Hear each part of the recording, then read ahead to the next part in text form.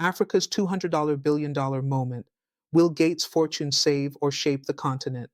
Welcome to the Bold African Voice, BAV, where we dissect power, amplify African voices, and spotlight the issues that shape our continent's future. I'm Abdul Karim Kargbo, born and raised in Africa. Today we tackle a $200 billion question. What does Bill Gates's pledge mean for Africa? Opportunity or overreach? Vision or veiled control? Let's get into it. A transformative pledge in a changing global landscape. In what may go down as one of the most significant philanthropic pledges in modern African history, Bill Gates announced in Addis Ababa, Ethiopia, that the majority of the $200 billion endowment of the Bill and Melinda Gates Foundation will be spent in Africa over the next 2 decades. Speaking before African leaders, diplomats, and health workers, Gates emphasized the central role of innovation, partnership, and investment in primary healthcare and education as tools to unlock Africa's prosperity. The timing of this announcement is telling. It comes amid widespread global cuts in foreign aid, particularly from the United States, and increasing scrutiny over aid dependency, governance, and the ethical role of billionaire philanthropy in the global South. The pledge, in context, global retrenchment versus private philanthropy. Gates' declaration was made against a backdrop of a troubling contraction in official development assistance. Notably, The Lancet, 2024, warned that projected cuts to PEPFAR, the US-backed program fighting HIV/AIDS, could lead to 500,000 child deaths by 2030. Meanwhile, Nature, 2024, suggested up to 25 million additional deaths over 15 years if foreign aid declines persist. These warnings gained urgency after Elon Musk, now a senior U.S. advisor, dismissed USAID with the now viral phrase of feeding it to the wood chipper. Against this tide, Gates's personal fortune and influence are being positioned as a lifeline to fill the vacuum. Yet, this raises profound questions. Can a billionaire's vision sustainably replace state-sponsored global health architecture? And what accountability mechanisms exist when a private foundation effectively steers national priorities? Targeting health and human capital, promises and pitfalls. Gates outlined a clear development thesis, primary health care as the cornerstone of African development. He noted, helping the mother be healthy and have great nutrition before she gets pregnant, while she is pregnant, delivers the strongest results. This holistic view, maternal health, child nutrition, vaccine delivery, aligns with the Gates Foundation's past interventions.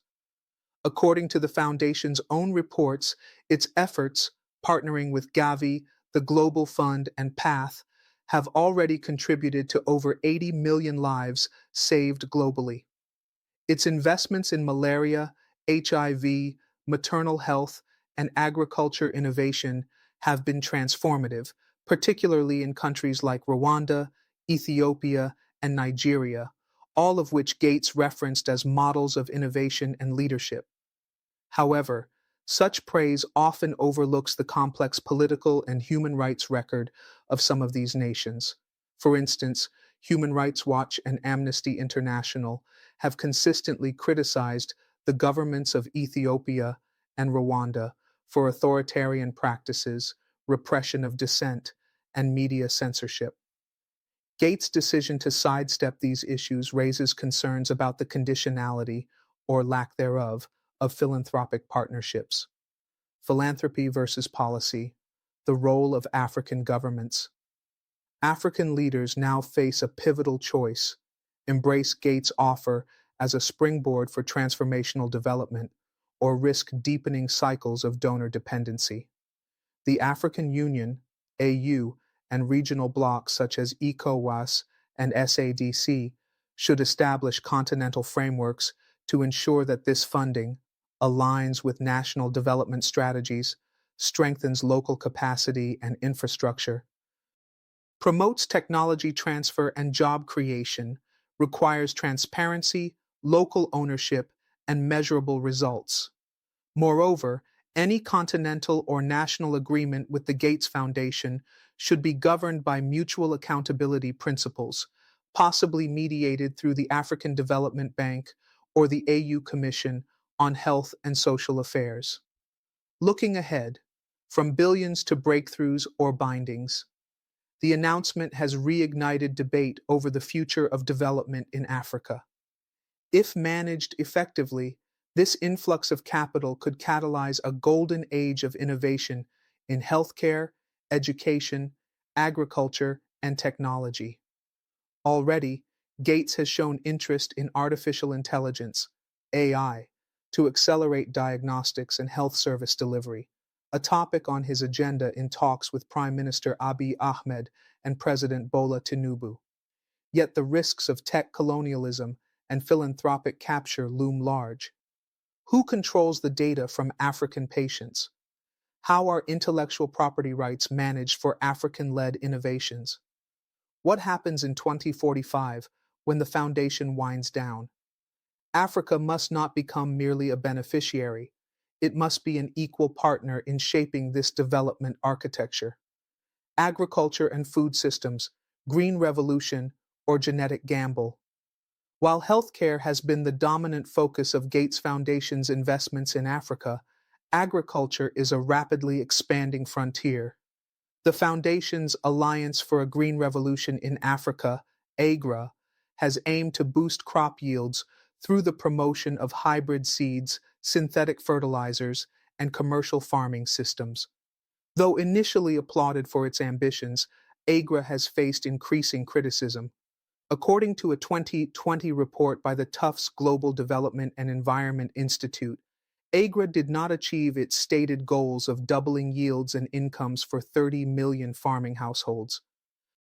In fact, in several countries, food insecurity either stagnated or worsened, and smallholder farmers became increasingly dependent on imported seeds and chemical inputs, often supplied by Western agribusiness giants. This raises fundamental questions for African food sovereignty.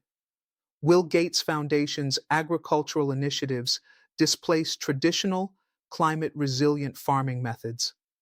Are African governments prepared to resist corporate monopolies on seeds and biotechnology patents?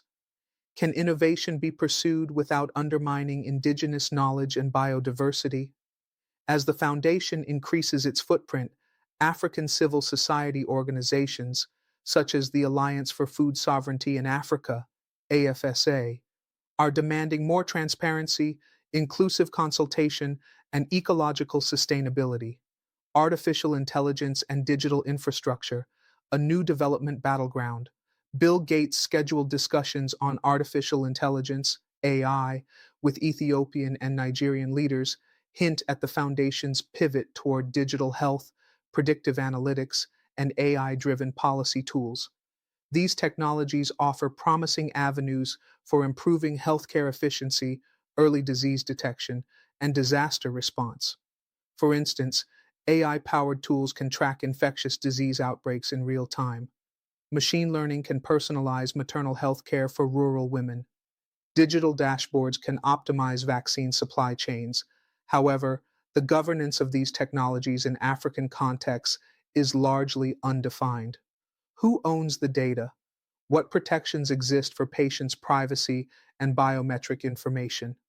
Will African tech talent be included as architects or merely users of these solutions? In Kenya and Ghana, digital ID systems have already sparked controversy, with citizens raising alarm over surveillance, exclusion, and data misuse. Without strong data protection laws, Gates Foundation's AI initiatives risk replicating the inequalities of the analog world in digital form. Moreover, as Africa builds its digital public infrastructure, it must navigate geopolitical competition between Western AI firms, China's digital belt and road ambitions, and its own emerging tech ecosystems in Lagos, Nairobi, Kigali, and Cape Town. Youth and employment, investing in human capital or feeding elites. Africa's demographic advantage, over 60% of the population is under 25, is frequently cited by Gates and global institutions alike. But without structured investment in skills, education reform, and labor market expansion, philanthropy risks feeding elite education systems that serve only a fraction of the population. The Foundation's emphasis on secondary school reform, digital skills training, and STEM education must be matched with job creation and entrepreneurship ecosystems. Otherwise, the risk of cultivating a generation of highly educated yet unemployed youth, frustrated and marginalized, remains high. In Nigeria, for instance, millions of university graduates remain unemployed despite participating in government and donor backed tech programs. In contrast, Rwanda's investment in technical and vocational education and training, TVET, with support from international partners, including the Gates Foundation, has shown moderate success in aligning education with labor market needs. But the scalability of these efforts remains uncertain. Therefore, the question persists: can Gates' philanthropic capital meaningfully address structural unemployment, or will it entrench educational elitism? Philanthropy and power, reshaping African governance from the outside in. There is a growing body of academic and civil society critique that warns of the philanthrocapitalist model, where private individuals wield influence over public policy without democratic mandate. With a $200 billion war chest and long standing relationships with ministries of health, education, and finance across Africa, Gates is effectively a non state actor with state like influence. A 2023 report by the African Center for Strategic Studies cautioned that while philanthropic partnerships can accelerate impact, they must be balanced against the risks of undermining institutional sovereignty, political accountability, and public trust. African governments must therefore ensure that philanthropic funding complements, not substitutes, national budgets and policies. There is legislative and civil oversight of major foreign funded health and education initiatives. Foundations do not co opt national priorities through backdoor influence on ministries. In Ghana, for example, recent debates in Parliament over the influence of foreign donors in shaping vaccine policies have spurred calls for a national review of donor conditionality laws. The role of the African Union and regional blocs, safeguarding sovereignty and shared standards. As foreign philanthropy increasingly takes on roles once reserved for sovereign states and multilateral institutions, there is an urgent need for continental coordination. The African Union, AU, through its Agenda 2063 framework, already outlines a strategic vision for inclusive growth, sustainable development, and health transformation across member states. Yet, the lack of a binding continental regulatory framework for philanthropy has left many African countries navigating donor relationships in silos, with uneven outcomes and inconsistent oversight.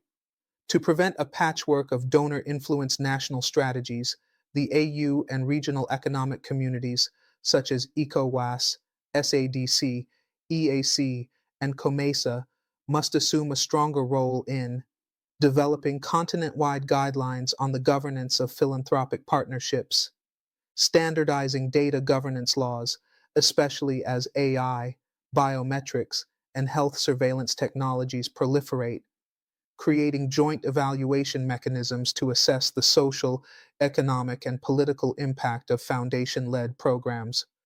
Establishing an AU high level panel on philanthropic accountability and alignment with Agenda 2063.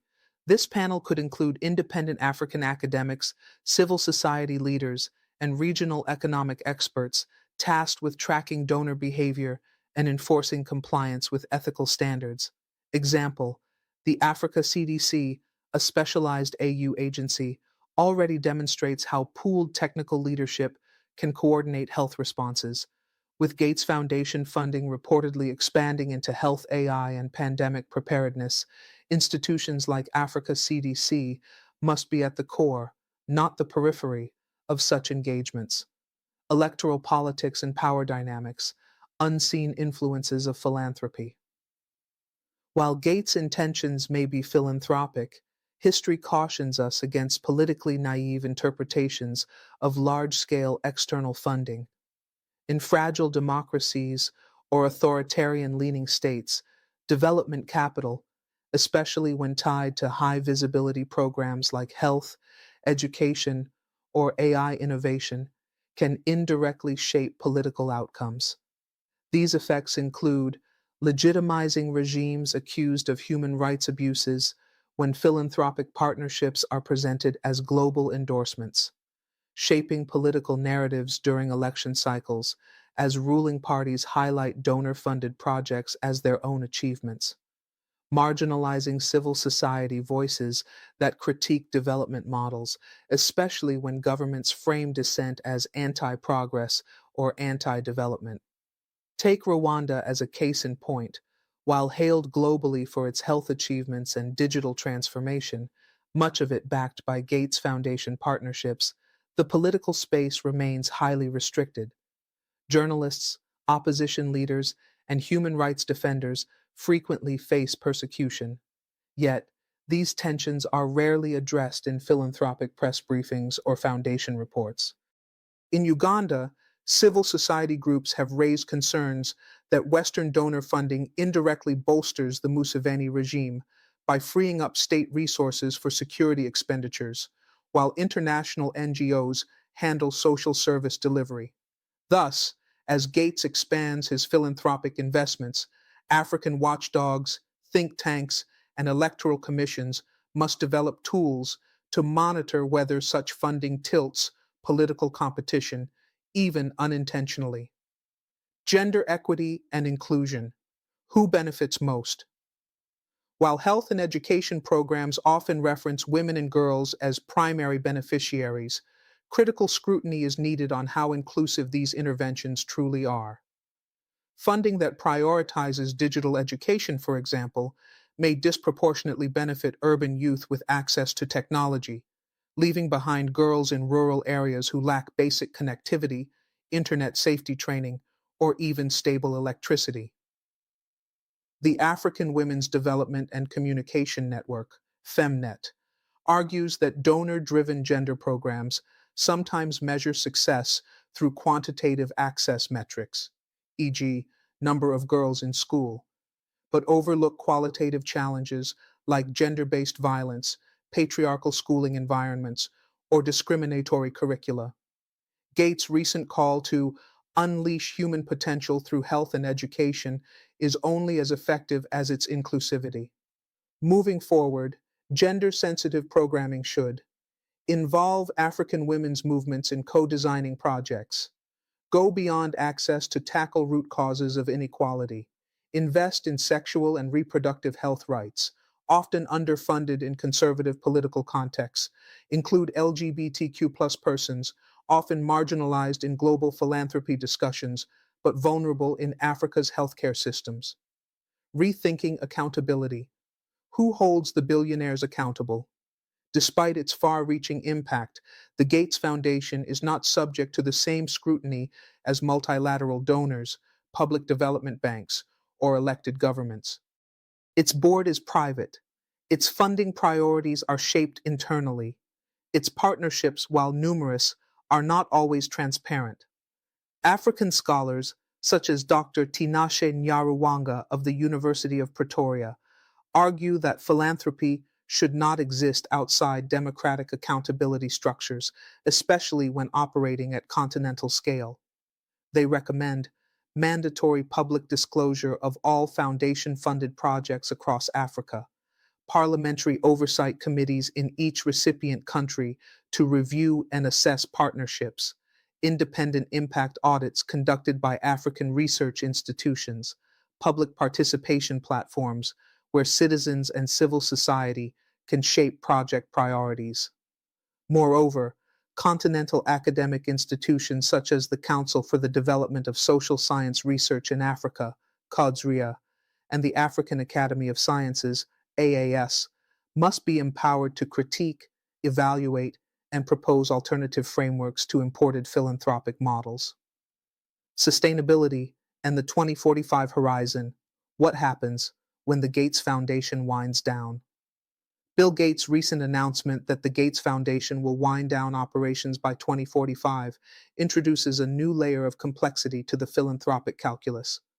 While the prospect of significant capital infusion over the next 2 decades is welcome, questions about continuity, sustainability, and institutional memory loom large. What happens to healthcare systems, vaccination programs, or AI driven diagnostics once the funding stops? Past experiences offer sobering lessons. In Liberia and Sierra Leone, the post Ebola recovery was marked by gaps left behind by the departure of major international NGOs and donors, exposing the fragility of aid dependent systems. In Mozambique, donor withdrawals from the health sector in the 2010s led to declines in service delivery and increased out of pocket costs for patients. To prevent such setbacks, African states must develop exit strategies in tandem with philanthropic implementation, ensuring that national health budgets gradually absorb donor funded services, invest in domestic revenue mobilization, including progressive taxation and social health insurance schemes to reduce long term dependency, build institutional capacity, not just infrastructure, so that knowledge, management, and leadership remain locally anchored. The Ghana Health Service, for example, has piloted a donor transition framework that gradually replaces externally funded immunization programs with domestically financed ones, a potential model for others. The rise of African philanthropy. From recipients to redefiners, Africa is not only a destination for philanthropy, it is also a source of growing philanthropic leadership. Billionaires like Aliko Dangote, Mo Ibrahim, and Strive Masiyiwa are investing in health, governance, education, and innovation across the continent. The Mo Ibrahim Foundation, for instance, focuses on governance performance and leadership accountability, offering the Ibrahim Prize for Achievement in African Leadership. The Dangote Foundation has led large scale responses to malnutrition, COVID-19, and polio in Nigeria. What distinguishes these African led models is a greater sensitivity to cultural context, national ownership, and long term integration with local systems. Furthermore, emerging middle class led philanthropy is expanding across urban Africa, especially in countries like Kenya, Ghana, and South Africa, supporting everything from school feeding programs to micro grants for women entrepreneurs. To amplify this trend, governments and regional bodies should create enabling environments for homegrown philanthropy, including tax incentives, accountability frameworks, and public private platforms for coordination. This shift from donor dependence to domestic driven development is essential if Africa is to chart an autonomous future beyond 2045. Final reflections. Advice to African leaders. As Africa stands before what could be a defining moment in its development history, the influx of Gates Foundation funding presents both a remarkable opportunity and a sobering responsibility. African leaders, nationally and continentally, must approach this moment with vision, caution, and resolve. To that end, we offer 5 key recommendations. 1. Align philanthropy with national development priorities. Funding must not dictate policy. Governments should use Gates Foundation support to enhance, not override, domestic plans. 2. Insist on mutual accountability. Philanthropy should be held to the same standards of transparency and effectiveness expected of public institutions and multilateral donors. 3. Strengthen regional coordination. Through the AU and RECs, establish continental frameworks for managing and harmonizing philanthropic engagement. 4. Invest in local capacity and innovation. Avoid outsourcing essential services to foreign contractors or consultants. Invest in African universities, research institutions, and startups. 5. Prepare for the post 2045 reality. Use the next 20 years not only to benefit from philanthropy, but to wean off dependency, ensuring that progress is irreversible. Summary of key messages. Bill Gates' commitment to spend the majority of the Gates Foundation's $200 billion in Africa by 2045 is a watershed moment in the history of global philanthropy and development. While this funding promises advances in health, education, agriculture, and AI, it also raises complex ethical, political, and governance questions. Africa must assert its agency, ensuring that partnerships do not become pipelines for external influence, data colonialism, or elite capture. The sustainability of such initiatives hinges on capacity building, domestic financing, and the rise of African-led philanthropic and innovation ecosystems. Gates funding should be viewed as a catalyst, not a crutch, an opportunity to transform Africa's development trajectory through dignity, equity, and shared prosperity. Thank you for watching The Bold African Voice, BAV. This is not just a donation, it's a defining decision that could shape Africa's future for decades. Will we rise with it or become reliant on it? The answer lies in how boldly Africa leads itself. If you found this analysis insightful, hit the like, comment, and subscribe buttons. And don't forget to turn on the notification bell so you never miss a moment from the Bold African Voice. Together, we shape the narrative.